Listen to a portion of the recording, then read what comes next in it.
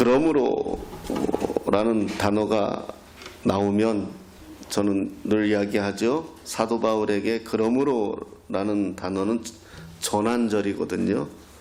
그래서 좀 앞에는 교리적인 이야기를 했다면 그 뒤에는 설교와 같은 그런 내용들을 하고 있습니다. 그래서 무엇을 얘기하고 싶으냐 하면 앞에 있는 내용들, 우리의 시민권은 하늘에 있습니다. 이렇게 이야기하고 있어요. 17절부터 우리의 시민권은 하늘에 있고 3장 1절부터는 우리의 의는 하나님으로부터 온 것입니다. 그리고 우리의 시민권은 하늘에 있습니다. 그러므로 사랑하는 형제들이여, 나의 멸류관이들이여, 이제는 주 안에 서야 합니다. 이렇게 이제 연결하고 있는 것으로 보면 돼요. 여기서 굳게 주 안에 서라. 옛날 성경은 굳게 서라. 주 안에 서라. 그래서 오늘 말씀 제목이 주 안에 서라입니다. 선다라는 말은 스테케테라는 말인데, 이 말은 그 군사 용어예요. 바울은 군사 용어를 자신의 서신에서 많이 사용했어요. 아마 로마 군대의 영향을 많이 느낀 것 같아요. 그래서 이 스테케테라는 말은 굳게 선다라는 의미인데, 이게 무슨 말이냐 하면 병사들이 전쟁에 임하는 태도예요. 그러니까 병사들이 전쟁에 임하는 태도. 그러니까 빌립보 교인들에게 굳게 서십시오라고 주문하는 것은 우리가 전쟁에 임하는 자세로 그리고 주어진 자리에서 서야 합니다. 공격하고 압박하는 상황이 있다 하더라도 우리는 끝까지 그 자리를 지켜야 합니다. 이런 의미죠. 지금 전쟁을 치르고 있는 나라가 있지 않습니까? 거기 한 2,000명 정도 되는 군사가 유튜브에 올라온 거 잠깐 봤는데 전혀 지원을 받지 못하는 상태에서 지금 전쟁을 치르고 있더라고요. 정말 눈물겨운데 아마도 그러한 모습을 상상하시면 돼요. 그 포기하지 않고 전혀 물자 지원이 없음에도 불구하고 군복이 누더기 옷같이 변했다 하더라도 주어진 자리를 끝까지 책임지려고 하는 자세, 그게 주 안에 서라, 이런 의미입니다. 그리고 교인들을 향하여 뭐라고 부르고 있습니까? 멸류관이라고 부르고 있어요. 나의 기쁨이요 멸류관인 나의 사랑하는 자들아. 그래서 멸류관은 스테파노스라는 말인데 여기서는 좀 달라요. 우리 성경 하나 보겠습니다. 요한계시록 19장 12절에 이렇게 있습니다. 한번 읽어보겠습니다. 시작.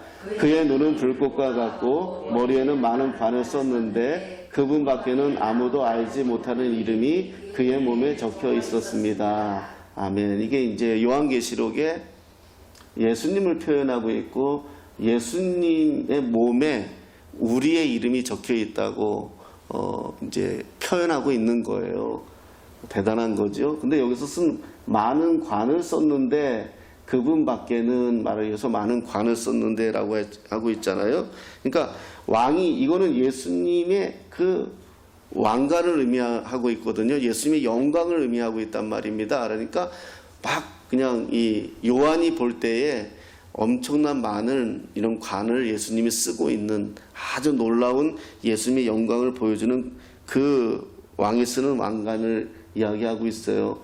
근데 이 멸류관하고 오늘 본문에서 나오는 멸류관은 달라요.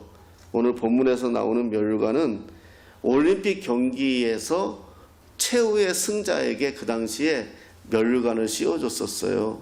그러니까 예수님이 쓴 왕관은 영광을 상징하는 거라면 여기서 말하는 멸류관은, 바울이 말하는 멸류관은 왕이 쓰는 왕관이 아니라 전쟁에서 승리한 자, 올림픽에서 우승한 자에게 주어지는 멸류관을 의미하는 거예요. 그러니까 이게 주 안에 서라라는 말하고 연결되는 거죠. 우리가 멸류관을 받을 때까지, 최종 우승을 할 때까지 우리는 그 그분 앞에 서야 합니다. 이렇게 우리에게 가르쳐주고 있는 것이죠. 그리고 2절 9절에서 쭉 나오잖아요, 그죠? 이런 설명들을 이제 권면한 내용들을 설명하고 있어요.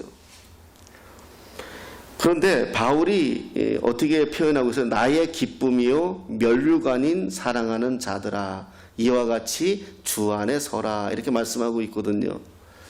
바울의 이야기예요. 바울이 빌립보 교인들을 바라보면서 뭐라고 얘기하고 있죠? 나의 기쁨이다 이렇게 얘기하고 있어요. 저 또한 마찬가지로 여러분들이 저의 기쁨이고 여러분들은 여러분들 함께 우리 스스로 모두가 우리의 기쁨이에요. 이게 공동체의 시작이에요. 우리의 기쁨이에요. 그리고 뭐라고 얘기하냐면 면류관이라고 얘기하는 거예요. 목사에게 있어서 가장 큰 면류관은 여러분들이 신앙생활 잘 하는 거예요.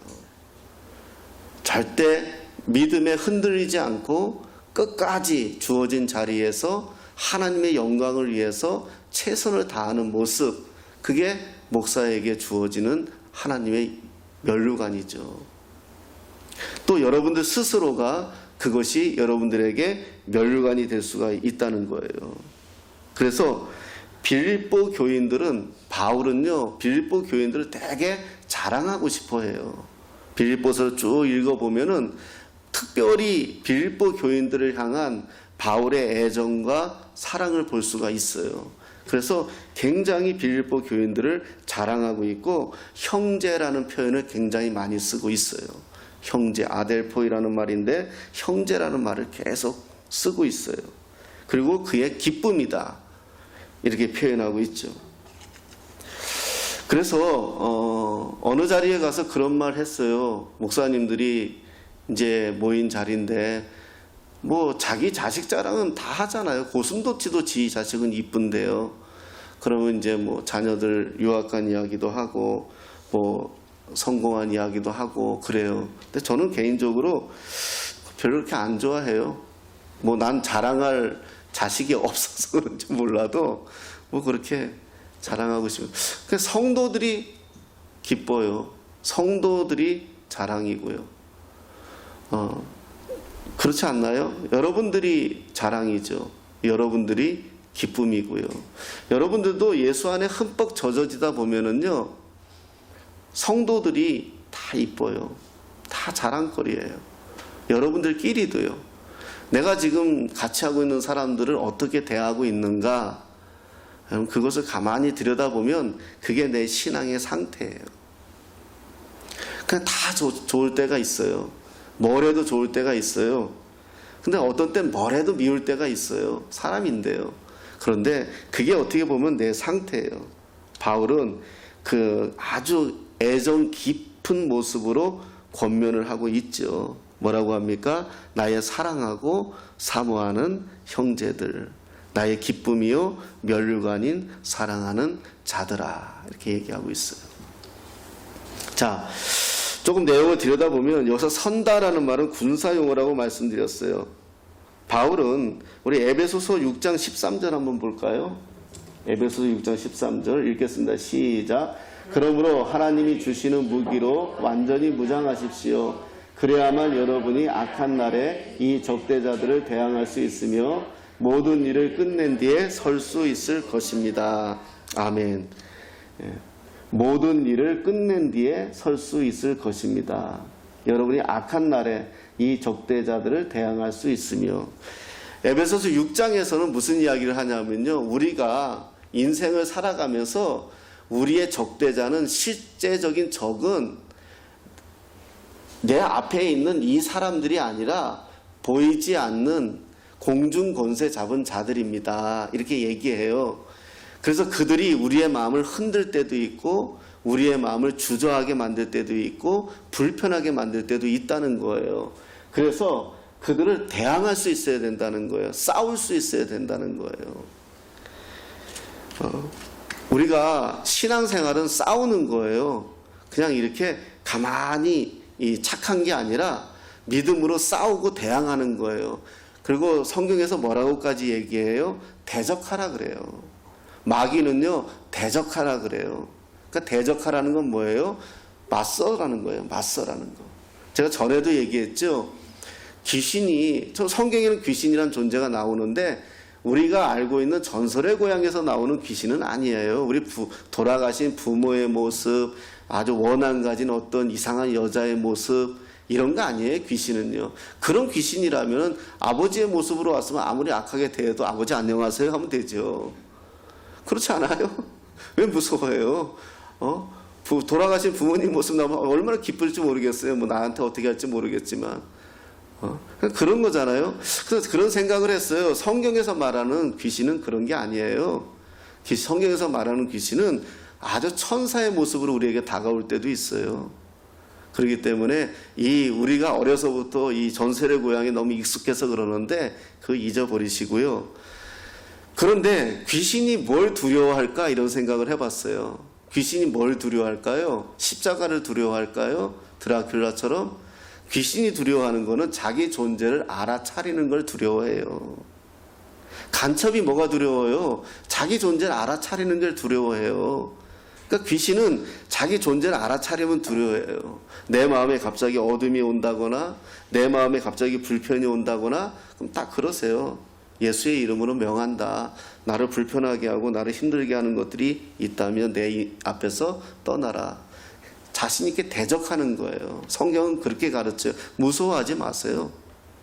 어찌할 수 없어요. 제가 그걸 어디서 경험했냐 하면은 제가 처음 부름받을 때 기도원 갔을 때 밀양에 있는 한 산골짜기 기도원에 갔을 때 갑자기 기도하고 있는데 혼자 기도하고 있었어요. 기도원이 작은 곳이었거든요. 근데 갑자기 무서움이 막 이렇게 들어오더라고요. 제 마음속에요. 그런 거 한번 경험해 본 적 있으세요? 괜히 아무렇지도 않은데 괜히 막 무섭고 머리털이 쓰고. 그래서 기도하다가 샛눈을 싹 떴어요. 근데 그게 실제인지 환상인지 저한테 묻지는 마세요. 창문이 이렇게 쭉 돌아가면서 있었는데요. 창문에 우리 어렸을 때 만화 영화 보면 무서운 거 그릴 때 눈만 이렇게 그리잖아요. 내 느낌에 그렇게 막 나를 째려보고 있는 것 같은 거예요. 얼마나 무섭던지요. 기도원이 아무도 없는데. 산골짜기고요. 원장님도 집에 내려갔다가 아침에 올라오시고 그러는 곳인데 주여가 저절로 나오더라고요. 난 그래서 우리 어른들이 기도할 때 주여 하는 거를 그때 알았어요. 아, 이게 주여가 저절로 나오는 거구나. 그래서 주여가 나오더라고요. 그래서 그것도 한참 기도했어요. 뭔지 모르겠어요. 그때 초창기 때니까요. 근데 그때부터 내 마음이 뭔가 평안이 확 들어오면서 되게 내가 자유로워지는 느낌이 오더라고요. 그러고 나서 또 샛눈을 떴더니 이번에는 이제 새벽이었는데 벌써 새벽이 된 거더라고요. 시간이 그렇게 빨리 가더라고요. 근데 이 산골짜기니까 나무들이 있잖아요. 그 나무들이 다 나를 바라보면서 막 나를 이뻐하는 것 같은 느낌이 드는 거예요. 그때 좀 알았어요. 아, 이게 어둠의 영역이 있구나. 내 마음을 어둡게도 하고 내 마음을 불쾌하게도 하고 이런 것들이 있구나. 대적하라는 거예요. 내 마음이 이상하게 화날 때 있잖아요. 짜증날 때 있잖아요. 그때도 예수의 이름으로 대적하세요. 예. 그렇게 가르쳐주고 있는 거예요. 그리고 굳건히 서 있어야 할 자리는 어디냐? 사도 바울은 그리스도 안 이렇게 얘기합니다. In Christ. 그래서 그리스도 안에서. 여러분, 우리가 아무리 내가 있잖아요. 힘을 쌓고 내가 능력을 만들어도 나 혼자 세워놓으면 져요.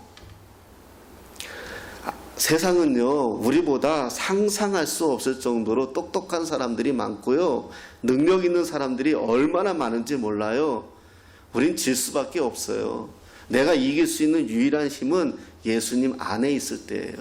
그래서 바울은 자기 서신에서 도처에 그리스도 안에서 이걸 이야기하고 있어요.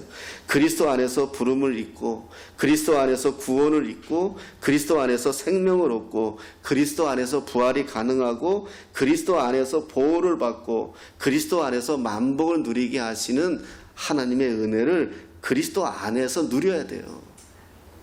여기서 벗어나면 가서는 안 될 자리에 서 있으면 그게 불행이에요. 그렇잖아요. 아무리 좋은 자리 같아도요, 하나님이 기뻐하지 않는 자리에 가서 있으면은요, 그게 불행이라는 것은 조금 있으면 자명하게 드러나요. 내가 여기 왜 왔지? 이런 생각이 딱 들더라고요. 그런 것 같아요. 바울은 빌립보 교인들에게 여러 가지의 단어들을 표현하고 있는 단어들을 볼 수가 있어요. 자, 그러면 어떻게 굳게 설 수 있는가? 그것은 무엇입니까? 자, 두 번째 2절에 보면 이렇게 나와요. 내가 유오디아를 권하고 순두개를 권하노니 주 안에서 같은 마음을 품으라. 요 한 문장 가지고 논문이 지금 수백 편, 수천 편이에요. 성경에 유오디아와 순두개는 성경에 나오기도 해요. 동일 인물은 아닌 것 같은데 유오디아와 순두개가 누구냐? 그래서 추정 60분을 해요. 근데 성경에서 말하지 않으면 알려 하지 않아도 돼요. 이상하게 그걸 알려고 할 이유가 없어요. 중요한 건 뭐냐? 주 안에서 같은 마음을 품으라 이렇게 이야기하는 것을 볼 때에 빌립보 교회 안에 이 두 사람이 라이벌인 거예요. 뭔가 불편한 거예요. 그러니까 이름까지 잘 거론 안 하거든요. 좋은 일 아니면 이름까지 바울이 거론하면서 이 두 사람을 이렇게 화평시키는 거 보면 이 두 사람이 이 공동체 안에서 불편해하고 있다는 것을 알 수가 있어요. 우리를 굳게 서지 못하게 하는 방법 중에 하나는 뭐죠? 화평하지 못하게 하는 거예요. 우리를 굳게 서지 못하게 하는 거 별거 아니에요. 우리는요, 예수 믿는 사람들은요, 강한 상대한테는 잘 싸워요. 우리 어렸을 때 주일학교 때 그런 설교 들어보셨죠? 저도 했는데 사람에게 옷을 어떻게 벗길 수 있죠? 그러죠. 한 사람이 강한 바람을 불면 옷이 벗겨집니다. 그래가지고 강한 바람을 불게 하니까 어떻게 해요? 더 옷을 여미죠. 그럼 어떻게 해요? 뜨거운 태양을 뜨겁게 하면 어떻게 옷을 벗게 만들잖아요. 사람을 무장해제하는 건 사랑밖에 없거든요. 뜨거운 사랑이에요. 싫든지 좋든지 그 사람을 향한 뜨거운 사랑이 그 사람의 옷을 벗겨요. 마음을 벗겨요. 그렇잖아요. 마찬가지예요. 우리를 주 안에 굳게 서지 못하게 하는 것은 오히려 작은 화평하지 못한 것, 불편하게 만드는 것, 그것을 바울은 이야기하고 있어요. 이 두 사람이 어떻게 교회에서 불편하게 하는지는 모르겠어요. 그런데 오늘 성경에서는 주 안에서 같은 마음을 품으라 그래요. 같은 마음을.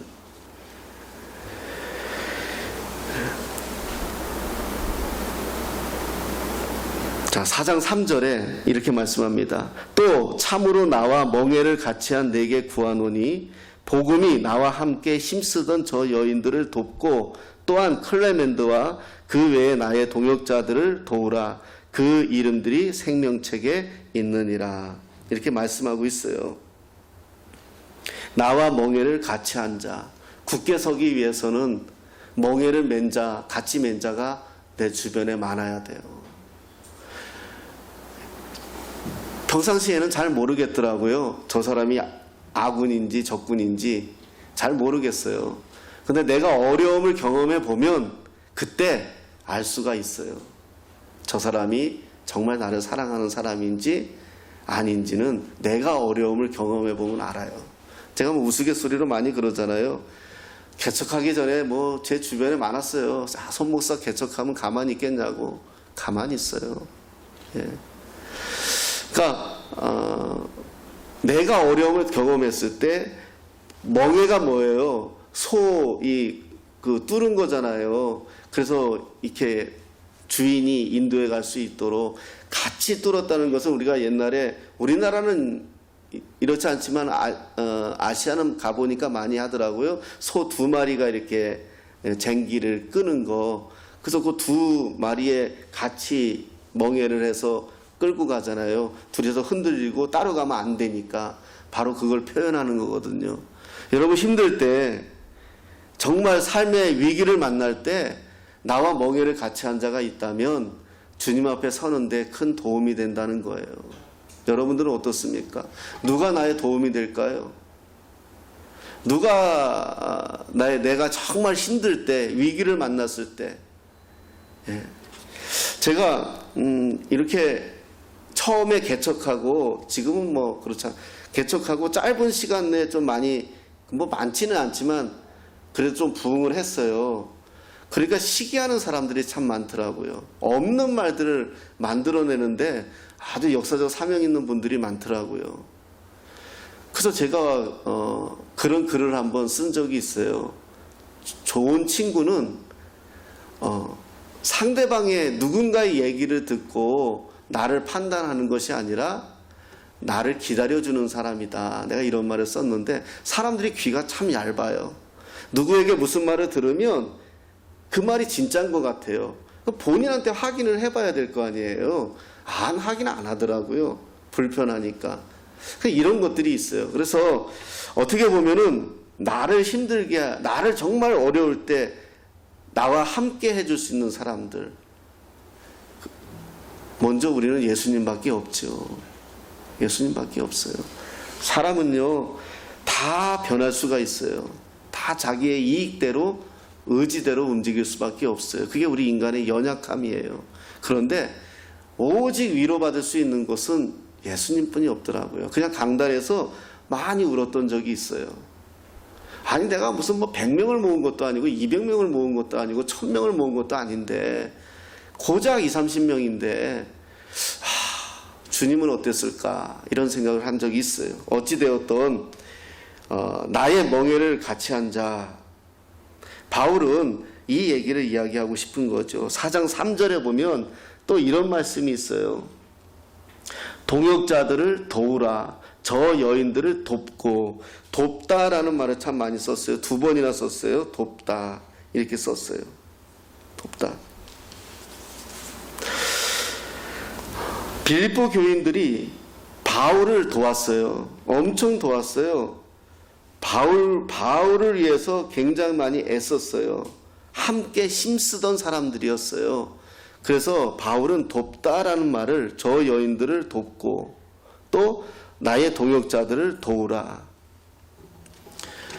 여러분, 도울 수 있는 사람이 또 내 주위에 얼마나 있는지 또 생각해 보세요. 저는 이 말씀을 준비하면서 한번 생각해 봤어요. 내가 하나님의 일을 할 때에 이것이 정말 옳다라고 여길 때에 내가 이것을 하겠습니다라고 말할 때에 얼마나 함께하는 사람들이 있을까.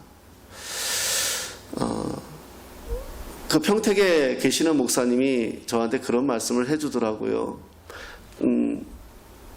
그 교회는 뭐 크진 않아요. 한 100명 조금 넘는 교회예요.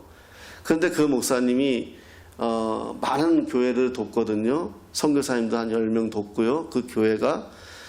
그런데 그 목사님 얘기하시는 게 그래요. 내가 주님의 일을 할 때에 이것이 옳다라고 여겼을 때에 과연 이것을 함께 동역할 수 있는 사람이 얼마나 있느냐, 네 주위에 얼마나 있느냐, 그게 능력이다.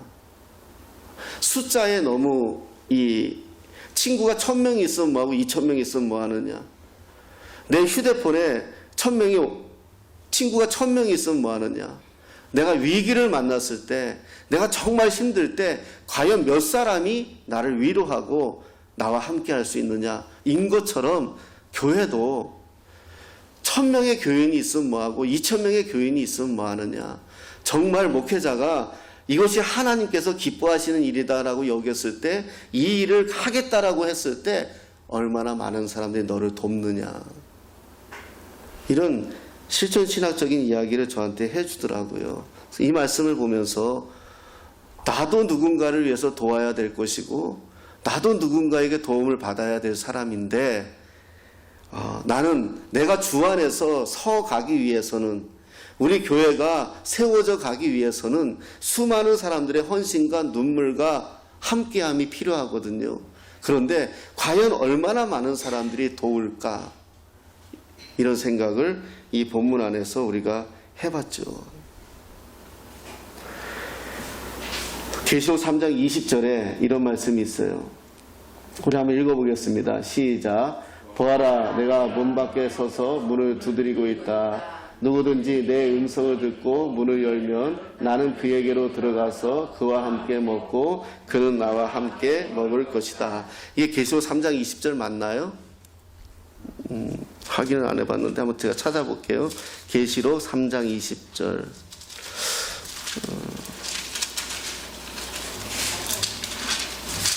맞아요? 맞네. 3장 20절. 예, 3장 21절 같이 써야 되는데 안 했구나. 3장 21절 제가 읽어드리겠습니다. 이기는 그에게는 내가 내 보좌와 함께 앉게 하여 주기를 내가 이기고 아버지 보좌에 함께 앉은 것과 같이 하리라. 그래서 이기는 그에게는 그래요. 여러분, 세상에서 우리가 믿음으로 살아가면서 우리가 주 안에 굳게 선다는 이유는 뭐냐? 이기기 위해서예요. 삶에서 이겨야 돼요. 우리가 삶에서 많이 무너지는 분들을 많이 봅니다. 삶에서 별거 아닌 것에 넘어지는 분들을 참 많이 봐요. 그래서 우리가 그리스도 안에서 이겨야 돼요. 왜냐하면 오늘 성경에 이기는 그에게는 내 보좌에 앉게 하겠다. 그러니까 우리가 주 안에 서는 이유는 뭐냐 하면 이겨서, 이 땅에서 이겨서 마지막 예수님 보좌에 함께 앉기 위해서예요. 그러니까 우리는 예수님 보좌에 함께 앉는 것은 다 소망하는데 주 안에 굳게 서는 방법과 서는 것에 대해서는 우리가 약해요. 여기서부터 출발해야 되는 거예요. 내가 믿음으로 서는 거, 주 안에 굳게 서는 거, 여기서부터 되어질 때 마지막에 이기는 자로서 예수님 보좌에 함께 앉는 거예요. 우리가 그렇게 하기 위해서는 어떻게 해야 된다? 같은 마음을 품어야 된다. 빌립보서 2장 5절 우리 말씀 한번 보겠습니다. 시작. 여러분 안에 이 마음을 품으십시오. 그것은 곧 그리스도 예수의 마음입니다. 아멘. 같은 마음을 품으라. 너희 안에 이 마음을 품으라. 곧 그리스도의 마음이니. 예수님의 마음은 어떤 마음인가요? 낮아지는 마음이죠. 겸손한 마음이고요. 하나님과 동등됨을 여기지 아니하시고 스스로 이 땅에 오신 분이시죠.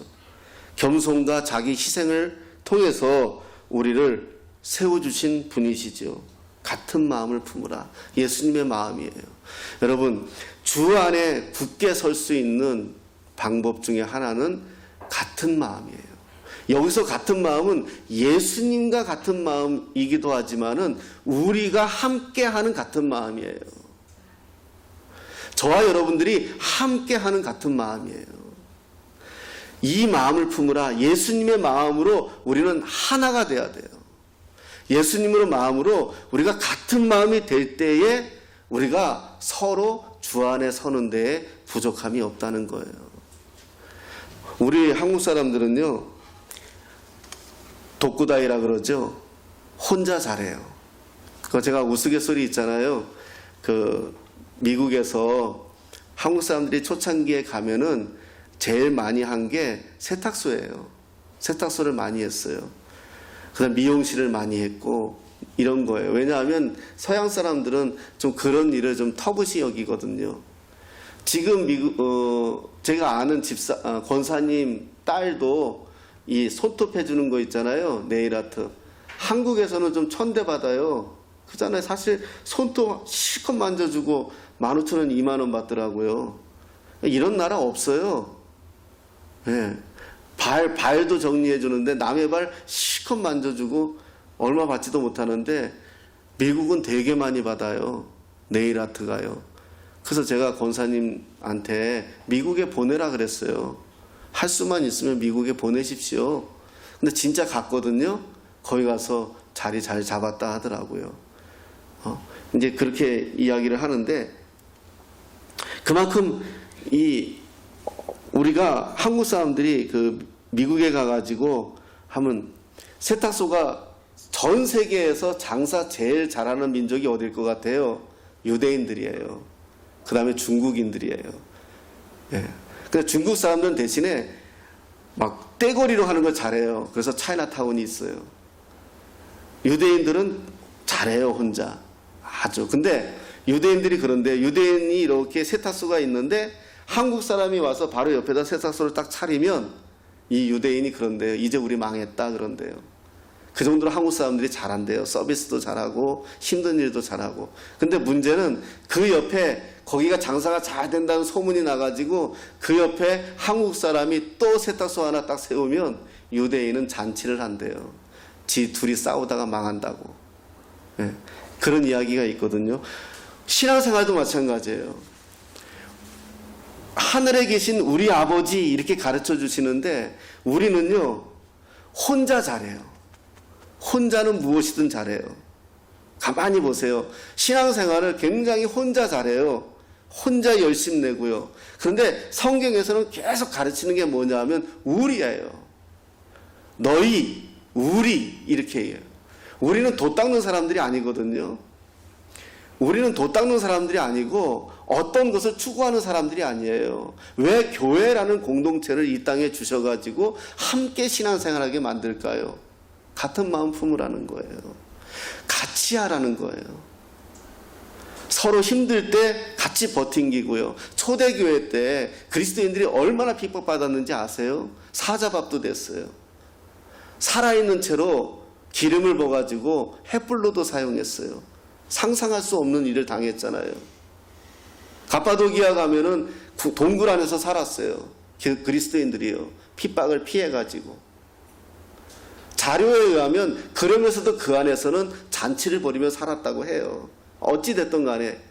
그런데 이 초대 교회사를 보면 이것을 이겨나갈 수 있었던 이유는 함께였어요. 우리였어요. 그런데 우리 한국교회가 굉장히 약한 게 뭐냐 하면 함께를 잘 못해요. 혼자는 잘해요. 왜 그럴까요? 민족성도 있겠지만은 같은 마음을 품으라. 예수 안에서 우리가 같은 마음을 품어라. 우리 몇 안 되는 저와 여러분들조차도 같은 마음이 돼야 돼요. 무슨 마음? 예수의 마음. 이 예수의 마음이 될 때 우리가 무엇이든 할 수 있어요. 우리가 무엇이든 하나님의 영광을 드러낼 수 있고요. 그래서 바울은 마지막에 이 4장에 와서 이 이야기를 하는 거예요. 주 안에 서자. 그리고 같은 마음을 품자. 이 이야기를 말해요. 그러면서 중요하게 말하는 게 하나 있어요. 뭐냐 하면 기뻐하라는 거예요. 기뻐하라. 빌립보서 2장 17절에 뭐라고 말을 합니까? 로마의 감옥에 있으면서도 바울이 기뻐하라. 항상 기뻐하라. 이렇게 이야기하고 있어요. 그리스도의 기쁨은 이 땅에 있는 것이 아니라 그리스도의 기쁨은 장소가 어디든 내가 누구하고 있던 내가 무엇을 하고 있던 어떤 상황이든 그것을 말하는 것이 아니라 내 안에서 기뻐한다는 거예요. 제가 이번에 기도원에 가서 설교를 하면서 보여지는 게 있어서 이제 설교 내용 중에 그것을 이야기했는데 우리 한국교회가 이 성령의 은사는 굉장히 많이 강조해요. 그래서 기도원 같은 데 가보면 방언을 하고 뭐 춤을 추고 막 이래요. 좋아요. 슬픈 자가 와서 정말 하나님 앞에 찬양하며 춤을 출 수 있다면 그건 기쁜 거죠. 내가 정말 기도할 수 없었는데 방언을 통하여 깊이 있게 들어가서 기도하면 정말 좋은 거죠. 그런데 대다수의 이 성령의 이야기를 할 때에 외적인 은혜를 이야기 많이 해요. 그러니까 은사가 성령의 역사의 대부분인 것처럼 많이 이렇게 이야기가 되고 있어요. 근데 그렇지 않아요. 내적 충만이 있어요. 뭐죠? 성령의 열매예요.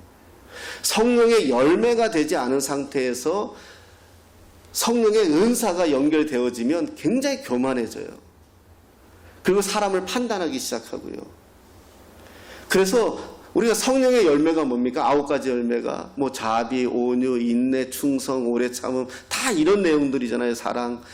이게 다 긍휼 이런 내용들이잖아요. 이게 뭐죠? 다 나를 만들어가는 거거든요. 성령이 내 안에서 일하셔서 나를 붙들어 주셔서 나를 역사하셔서 나에게 있었던 이 황무한 땅을 다시 기경하셔서 일을 하셔가지고 나에게 좋은 땅을 만드셔가지고 내가 좋은 말이 나가게 만들고 좋은 일을 하게 하는 게 성령의 열매잖아요.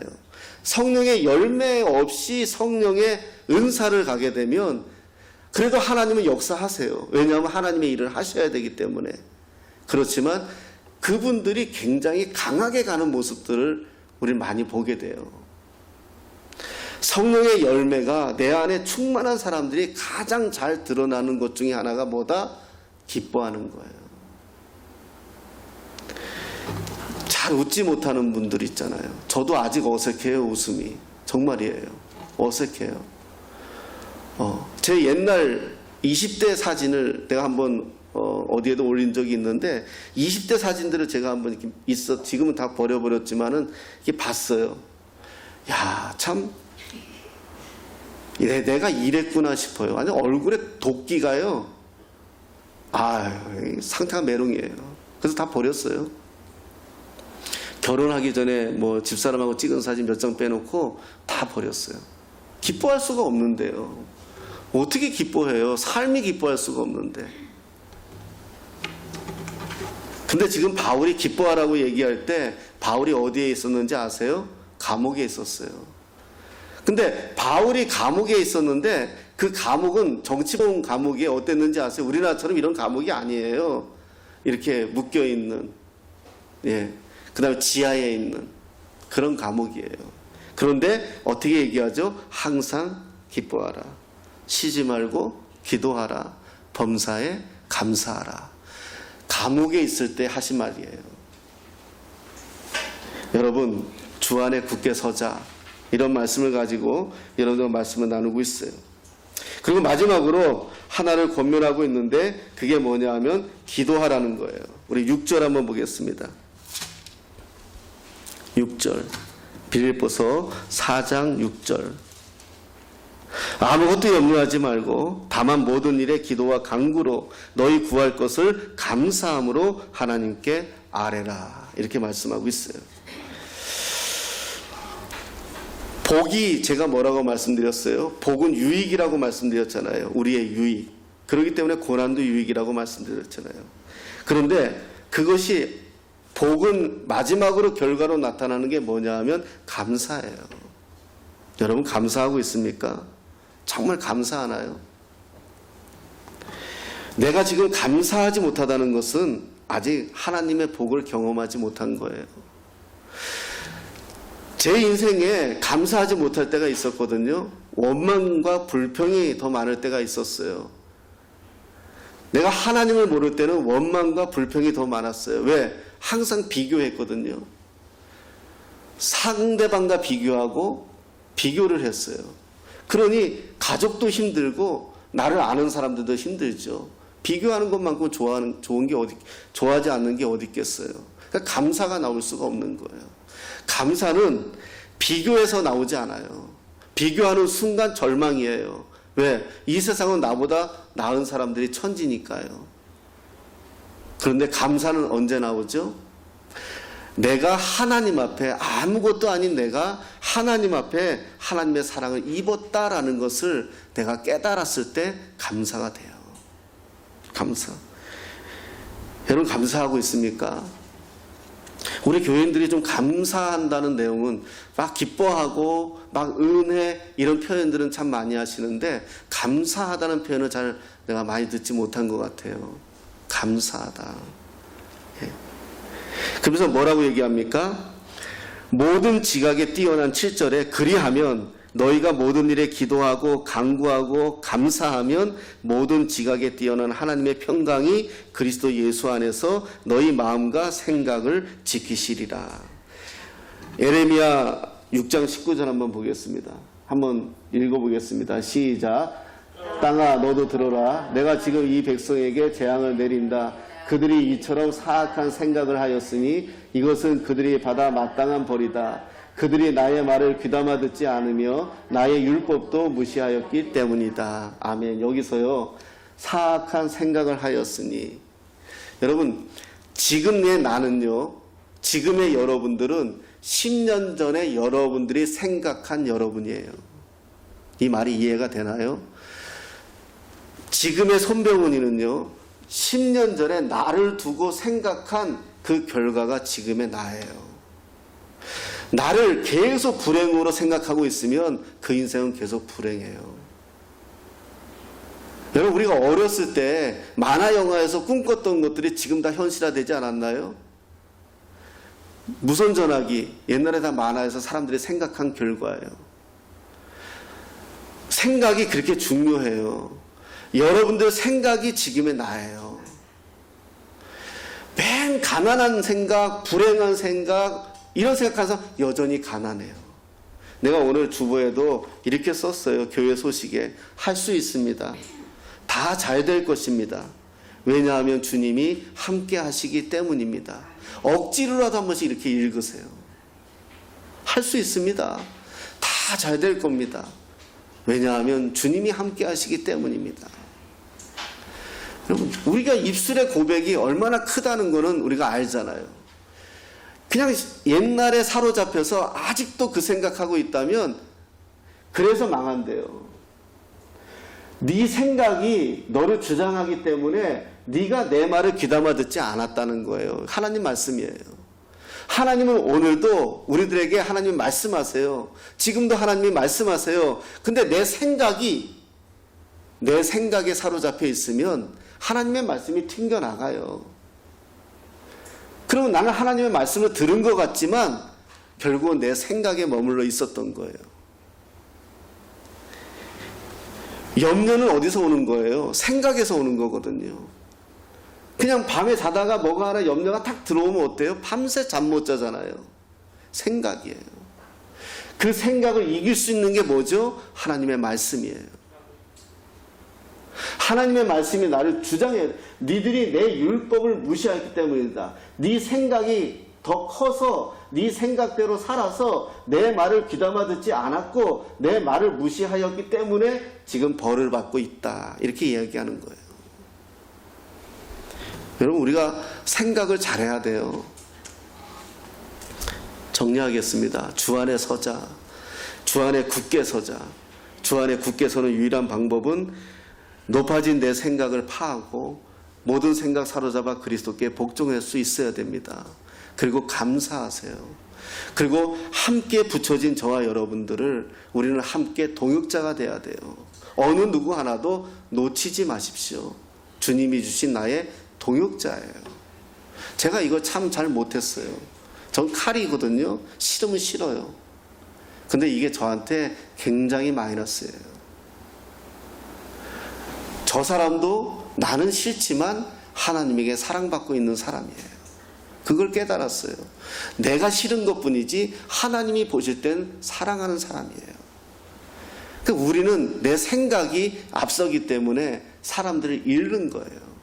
하나님이 나한테 동역하라고 붙여주셨는데 내가 내 생각대로 버리는 거예요. 주 안에 굳게 서는 유일한 방법, 같은 마음을 품읍시다. 예수의 마음을 품읍시다. 우리는 무슨 일에도 예수의 마음이라면 하나가 되어서 그 일을 해야 되는 거예요. 그게 바로 주님이 우리에게 주신 마음입니다. 사랑하는 여러분, 주 안에 굳게 서십시오. 세상에 지지 마십시오. 오늘 주신 말씀처럼 기뻐하시며 감사하시며 하나님의 좋은 생각 가지고 승리하시는 저와 여러분 되시기를 예수님의 이름으로 축복합니다.